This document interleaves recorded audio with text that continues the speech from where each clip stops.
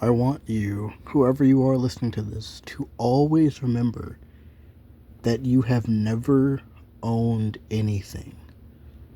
Whether it's the data that you give companies, or the clothes you wear, or the body you exist in, or the vessel that you exist in, even your brain, you own none of these things, none of these concepts. They're all just concepts. You, as a being, are a concept at your core. That is what you are. You have never and will never truly own anything. Influence, yes, but you can never own or control anything. But we all have great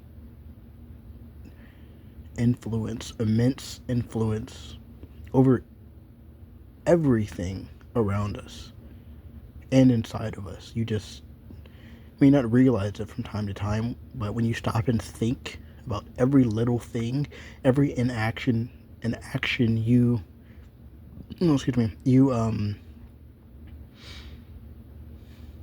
cause, it influences something else. But you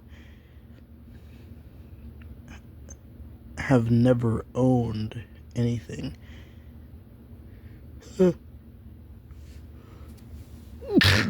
Oh, sorry, it's a big sneeze. Now, on like surface level, yeah, you do.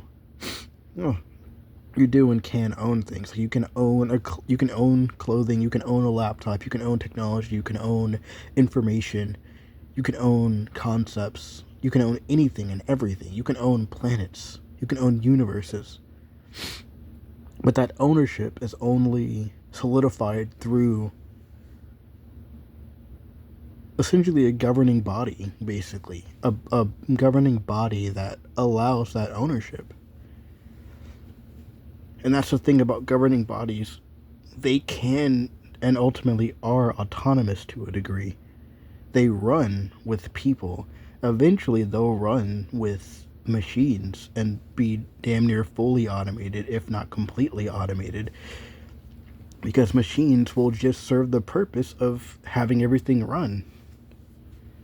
As long as you exist and this giant machine exists, you will own whatever you own on the surface level. But that ownership is really just immense influence over that thing. Point is, you don't own anything. Technically do, but you literally don't. So, don't cry so much about your data, especially because you're the one giving it to people. I'm currently watching The Social Network, so I kind of just thought about rambling about this topic because I'm watching that one nerd guy in every movie play Mark Zuckerberg, and maybe he's still an asshole today. Watch the opening scene and you'll understand what I'm talking about.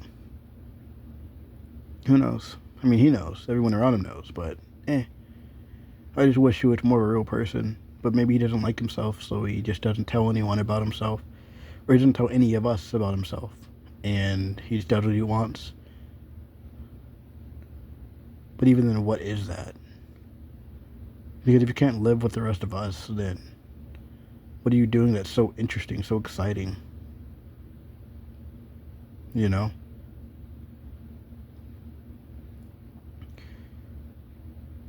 I don't know. Personally, I don't see anything more exciting than living in a fantasy world while also being able to exist in the physical world whenever the fuck you want. I don't see anything more exciting than that. Because again, your experiences are real no matter where they take place. So you could learn to become a masterclass swordsman in a virtual reality and then inhabit a robot body for 6 months and translate all of those skills to the physical world. Because you just have backup upon backup upon backup of robot bodies that you've custom made to suit you and your preferences. It's the height you want, it's the arbitrary race you want, it's the aesthetic essentially you want. You can be anything, because ultimately a robot body would essentially be like a skeleton. Imagine if the peak of robotics is essentially just making a skeleton, like how we do like we have for our bodies, but it's just made out of the most flame resistant, cold resistant material in the universe, and that is your skeleton. And you just have grafted skin around it, and you have sensation through those skins, or through that skin, and you can turn it on and off at will simply with your mind. And at any point you can just sit down, go deep into your mind, and then boom, you're back in the virtual world. Then when you want to come out, you come out, inhabit your body again, and then boom boom. You know, I don't see anything more exciting than that. And in that reality, we're all free. Even in the world, even in that virtual world, if you do literally live in in a seemingly endless class society, like a layered class societal structured world, if that makes sense. Hierarchical, hierarchical,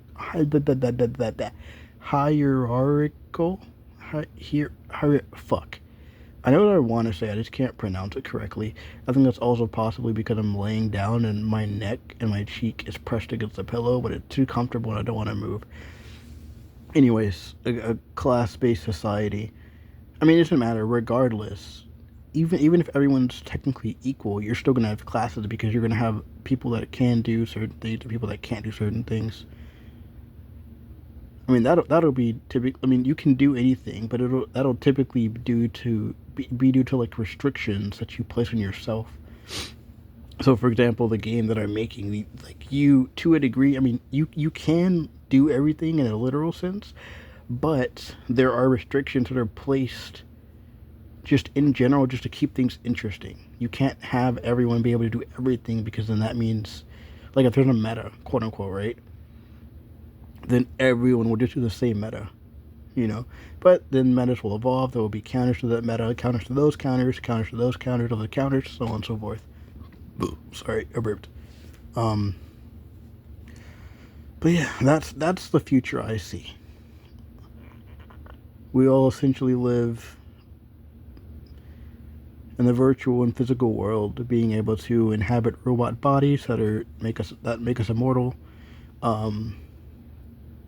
But we can essentially live as the self that we want to be forever, until the universe collapses. You know? And the ultimate goal is finding a way to survive the universe collapsing. And that's plenty of time to do, because we'll have trillions of years probably, because the universe is so many billions of years old right now. It hasn't even hit a trillion yet. You know? And infinity is probably past a Google of years, and it's probably Google's of years. And even then, by that point, we'd probably be able to make Dyson spheres, which means we'd be able to essentially recreate our lives in virtual worlds, or in a virtual universe, multiverse. Universe expanding into a multiverse, where basically each one of us would essentially be a god over our realities. So imagine going back through your life, beat for beat, and looking at everything you did and didn't do, and essentially setting up you in that reality to have the life that you didn't have. And even then, it's morbid, yeah, but you could kill yourself and just take the place of that version of you, essentially. And then what you could do is you could have a copy of yourself, right? You could essentially save a copy of yourself and have that saved copy be the conscious you in in that world, while you act as your subconscious, just sitting back watching your life play out over again like a movie. But you can actively step in and pause your conscious self and then take part in whatever you want to. You could speed up your life so that you can skip all the boring parts that you experienced throughout your first time, or throughout your life, basically. You know, you could set yourself up to have an even better future in that life. For example, Bitcoin. We all now know about Bitcoin, know how it took off and everything. Imagine investing in it right when it took off and saving the coins until today. You'd be one of the richest people in the world, actually. You know, and if everyone did that in every simulation, then you would just have endless money. You know, I mean, it's not if everyone did it, but you understand what I mean. Like, every god self did that with their self, and then you just went on into that. Yeah, you know. So like every person that you had a connection with in this life currently, just going back and correcting the mistakes or allowing the mistakes to happen, but fixing their relationships down the line subtly.